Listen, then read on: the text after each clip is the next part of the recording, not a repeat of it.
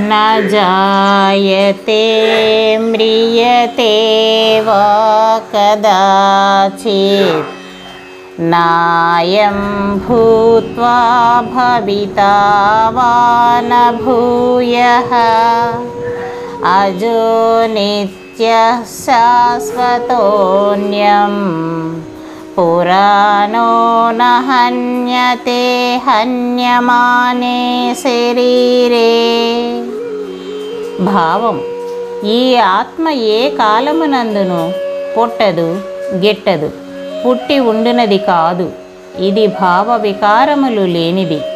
ఉత్పత్తి, అస్తిత్వము, వృద్ధి, విపరిణామము, అపక్షయము అను వినాశము అను ఆరును భావ వికారములు.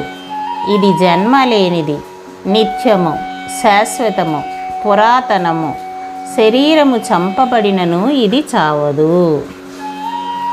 వేదా వినాశినం నిత్యం యయేనమజమవ్యయం కథం స పురుషః పార్థ కం ఘాతయతి హంతికం.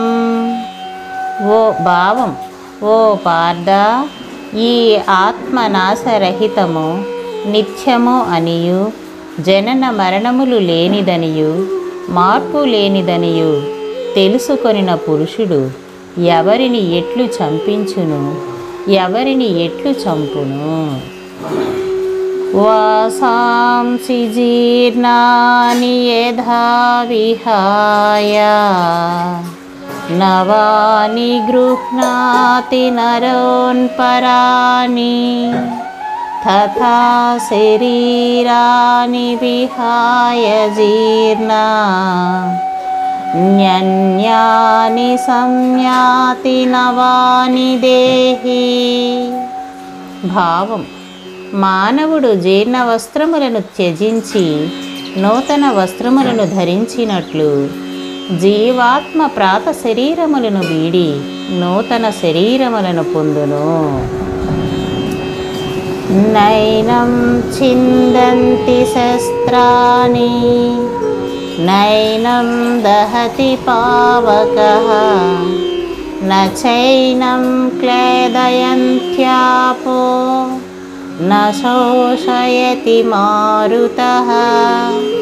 భావం: ఈ ఆత్మను శస్త్రములు ఛేదింపజాలవు, అగ్ని దహింపజాలదు, నీరు తడుపజాలదు, వాయువు ఆరిపోవునట్లు చేయజాలదు.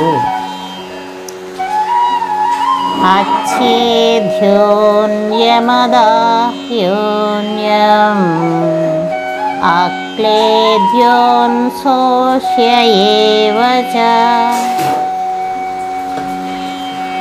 నిత్యః సర్వగతః స్థాణుః అచలోన్యం సనాతనః. ఈ ఆత్మను ఛేదించుటకును, దహించుటకును, తడుపుటకును, శోషింపజేయుటకును సాధ్యము కానిది. ఇది నిత్యము, సర్వవ్యాపి, చెలింపనిది. స్థాణువు సనాతనము. చెలింపనిది అంటే అచలము, స్థాణువు అంటే స్థిరమైనది, సనాతనము అంటే శాశ్వతమైనదని అర్థం. అవ్యక్తోన్యమచింత్యోయం అవికార్యోన్యముచ్యతే తస్మాదేవం విదిత్వైనం నానుశోచితుమర్హసి. భావం: ఈ ఆత్మ అవ్యక్తమైనది అంటే ఇంద్రియ గోచరము కానిది, అచింత్యము అంటే మనస్సునకును అందనిది, వికారములు లేనిది. దీనిని గురించి ఇట్లు తెలుసుకొనుము. కనుక ఓ అర్జున, నీవు దేనికై శోకింపదగదు.